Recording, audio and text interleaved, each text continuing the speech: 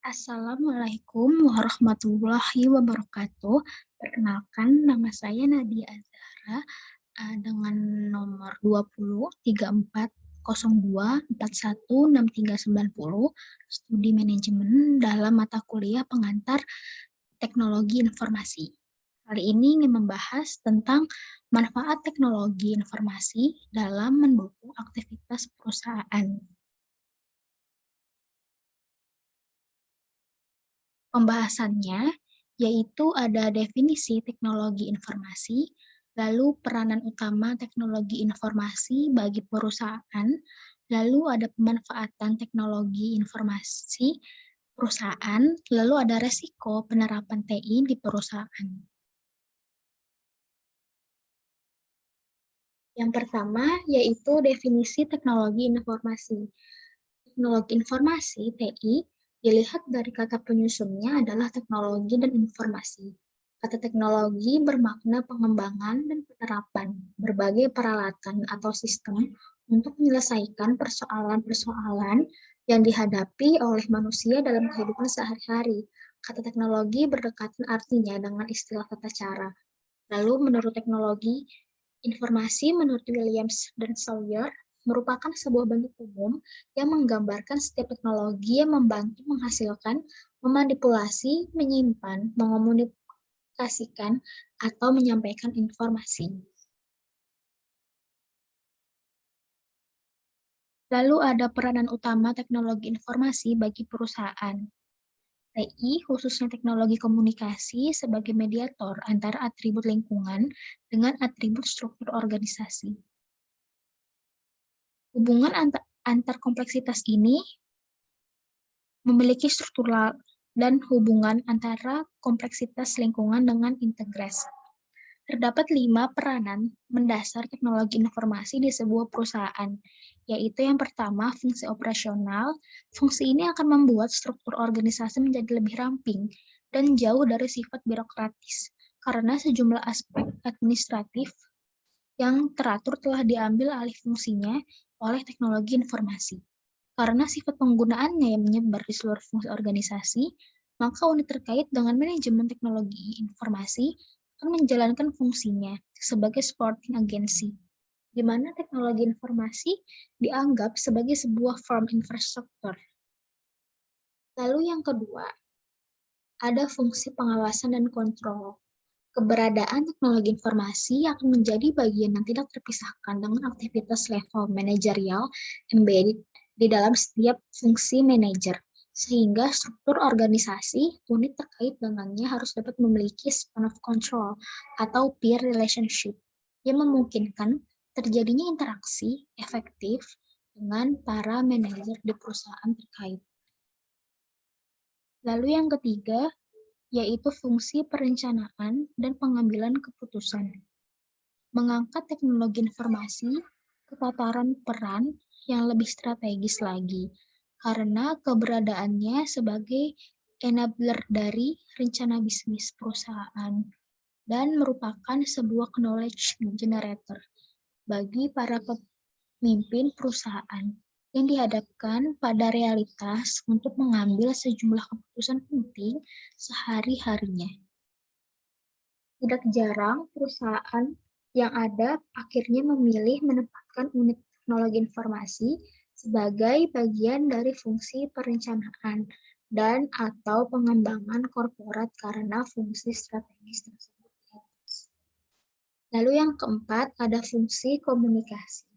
Secara prinsip termasuk ke dalam firm infrastructure dalam era organisasi modern, di mana teknologi informasi ditempatkan posisinya sebagai sarana atau media individu perusahaan dalam berkomunikasi, berkolaborasi, berkooperasi, dan berinteraksi.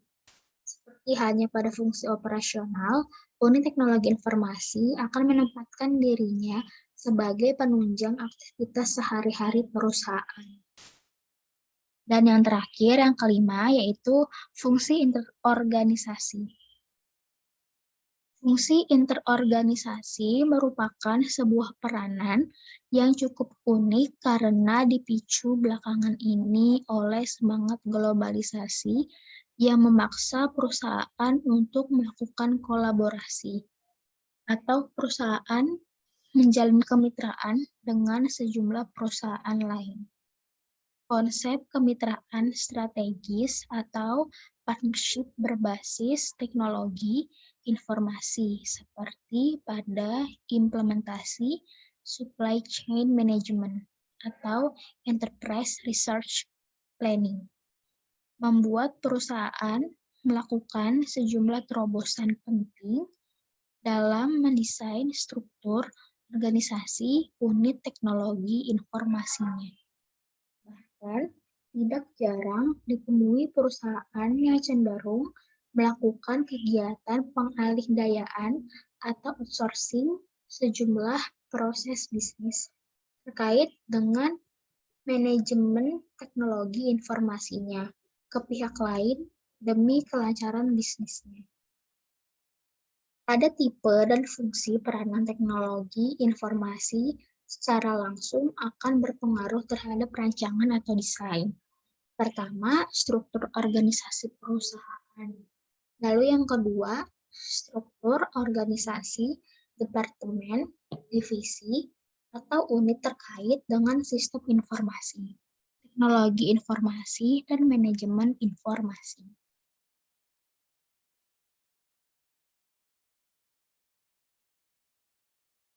Lalu pemanfaatan teknologi informasi bagi perusahaan. Faktor-faktor yang mempengaruhi pemanfaatan teknologi informasi itu ada 5. Yang pertama, faktor sosial atau social factor.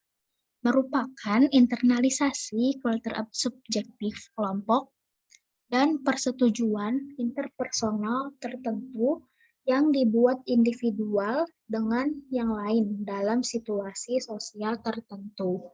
Kultur subjektif berisi norma dan nilai-nilai. Yang kedua yaitu hak dapat diartikan sebagai perasaan individu atas pekerjaan. Apakah menyenangkan atau tidak menyenangkan. Rasa suka tidak suka dalam melakukan pekerjaan individu dengan menggunakan teknologi informasi. Lalu yang ketiga ada complexity.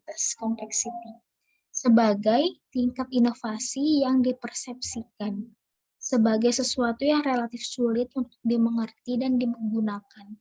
Kesesuaian tugas dapat diukur dengan mengetahui apakah individu percaya bahwa pemanfaatan teknologi informasi dapat meningkatkan kinerja individu yang bersangkutan. Hubungan yang positif antara kesesuaian tugas dengan pemanfaatan teknologi informasi telah dibuktikan hasil penelitian. Lalu yang keempat, ada konsekuensi jangka panjang atau long-term consequences. Konsekuensi jangka panjang dari keluaran yang dihasilkan apakah mempunyai keuntungan di masa yang akan datang dan tidak hanya untuk memenuhi kebutuhan saat ini. Lalu yang terakhir, ada kondisi yang memfasilitasi atau facilitating condition. Dalam konteks pemanfaatan teknologi informasi, kondisi yang memfasilitasi dapat dimasukkan sebagai salah satu faktor yang mempengaruhi pemanfaatan teknologi informasi.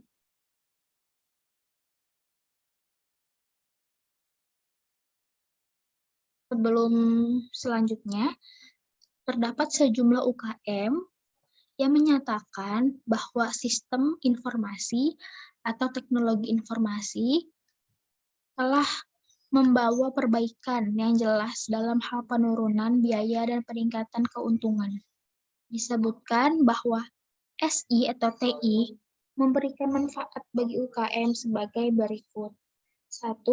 Memperbaiki produktivitas dan kinerja. Kedua, pengawasan operasi internal yang lebih besar. 3. Kemungkinan cara-cara baru dalam pengelolaan. 4. Kemungkinan bentuk organisasi yang baru. 5. Nilai tambah terhadap paket produk atau layanan. Yang terakhir adalah membuka pasar yang jauh. Selanjutnya, kita kepada resiko penerapan teknologi informasi di sebuah perusahaan. Terdapat beberapa resiko yang memungkinkan ditimbulkan sebagai akibat dari gagalnya pengembangan suatu sistem informasi. Antara lain, pertama, sistem informasi yang dikembangkan tidak sesuai dengan kebutuhan organisasi. Kedua, melonjaknya biaya pengembangan sistem informasi karena adanya scope creep atau pengembangan berlebihan yang tanpa terkendali. Lalu, yang ketiga, ada sistem informasi yang dikembangkan tidak dapat meningkatkan kinerja organisasi. Kegiatan pengawasan dan evaluasi tersebut juga diperlukan dalam upaya pengembangan yang berkelanjutan agar teknologi informasi bisa berkontribusi dengan maksimal di lingkungan kerja organisasi. COBIT atau Cultural Objective for Information and Related Technology adalah standar internasional untuk tata kelola teknologi informasi yang dikembangkan oleh ISACA atau Information System and Control Association dan ITGI atau IT Governance Institute yang bisa dijadikan model pengelolaan teknologi informasi mulai dari tahap perencanaan hingga kepada evaluasi. Selanjutnya yang terakhir ada kesimpulan. Teknologi informasi ini memiliki banyak peranan dalam aktivitas perusahaan. Yang pertama terdapat fungsi operasional, yang kedua ada fungsi pengawasan dan kontrol, lalu ada fungsi perencanaan dan pengambilan keputusan, fungsi komunikasi, dan yang terakhir adalah fungsi interorganisasi. Diharapkan dengan adanya teknologi informasi ini, perusahaan dapat lebih mudah dalam mengoperasikannya dalam kegiatan sehari-hari. Dan diharapkan juga bahwa teknologi informasi ini bisa meningkatkan keuntungan, bisa mengurangi resiko-resiko yang terjadi di dalam perusahaan tersebut. Ini untuk daftar pustakanya.